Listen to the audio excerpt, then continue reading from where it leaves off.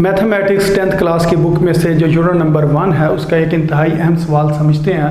ये पेपर में कुछ इस तरीके से पूछा जाता है कि solve the equation by quadratic formula, कि आपने क्वाड्रेटिक फार्मूला की मदद से इस क्वेश्चन को हल करना है। और उर्दू मीडियम के अगर स्टूडेंट्स हों उनके लिए क्वेश्चन पूछा जाता है कि दो दर्जी कुलिया की मदद से इस सवाल को हल करें। जो क्वाड्रेटिक फार्मूला होता है उसको हम उर्दू में क्या कहते हैं, दो दर्जी कुलिया। तो ये हमारे पास क्वेश्चन दिया गया है x square plus 2x minus 2, इसको आपने सॉल्व करना है। तो सबसे पहले हमने देखना होता है क्या ये स्टैंडर्ड फॉर्म में क्वेश्चन गिवन है या नहीं। तो स्टैंडर्ड फॉर्म कौन सी होती है, सबसे पहले एक्स स्क्वायर वाली टर्म होती है, फिर एक्स वाली होती है, फिर बगैर एक्स के होती है। तो अगर हम इस क्वेश्चन को देखें तो ये स्टैंडर्ड फॉर्म के अंदर ही गिवन है। अगर ये ना क्वेश्चन गिवन ना होता स्टैंडर्ड फॉर्म में तो पहले हमने इसको स्टैंडर्ड फॉर्म में कन्वर्ट करना था। तो फिर इसके जो आंसर निकालने के लिए या एक्स की वैल्यूज़ निकालने के लिए जो हम फार्मूला इस्तेमाल करते हैं जिसको हम क्वाड्रेटिक फार्मूला कहते हैं वो कुछ इस तरीके से होता है। X is equal to minus b plus minus square root के अंदर लिखते हैं b square minus 4ac divided by 2a।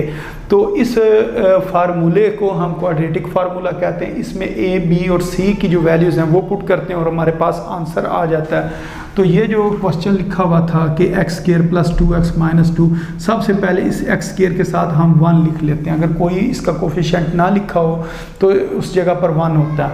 तो 1x square plus 2x minus 2, इसके नीचे ये हमने क्वाड्रेटिक फार्मूले का से पहले जो उसके ऊपर हमने इसकी स्टैंडर्ड फॉर्म लिखी हुई है क्वाड्रेटिक इक्वेशन की, उसके साथ इसको हमने कंपेयर करना है। तो यहाँ से अगर हम कंपेयर करें a बराबर आ गया 1 के इधर लिख दिया, तो b किसके बराबर है 2 के, इस जगह पर लिख दिया, और c जो है वो बराबर है -2 के। तो ये आपने ख्याल रखना है जो माइनस के अंदर टर्म दी गई होगी उसको आपने लाजमी माइनस को लिखना है।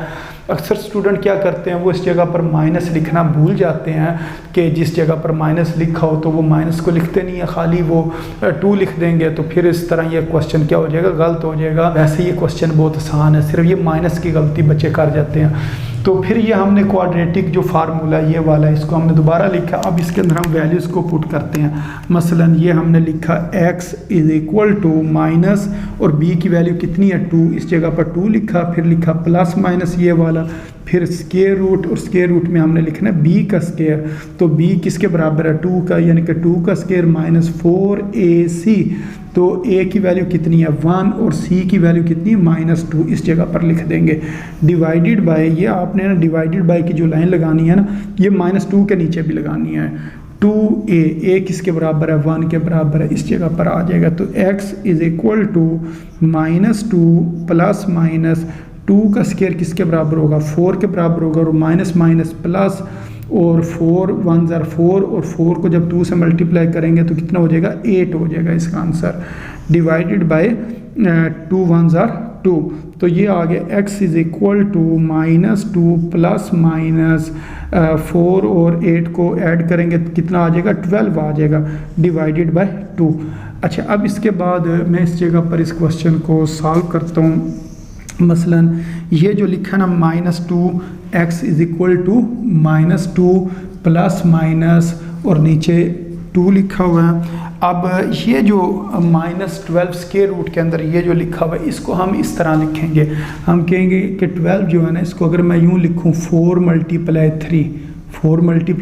3 तो वो भी किसके बराबर होता है 12 के ही बराबर होता है। तो अब इसको हम अलग-अलग लिख सकते हैं। मसलन यूँ -2 प्लस माइनस, तो 4 का स्क्वायर रूट अलग लिख लेते हैं और 3 का स्क्वायर रूट अलग लिख लेते हैं, डिवाइडेड बाय 2।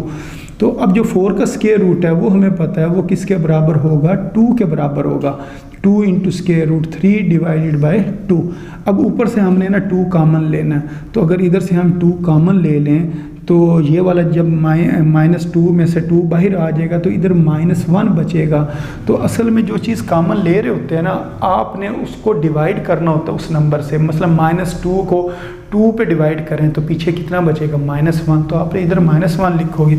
और अगर ये 2 इंटू स्क्वायर रूट 3 है, इसको अगर मैं 2 से डिवाइड करूं तो इस जगह पर क्या बचेगा स्क्वायर रूट 3 बचेगा।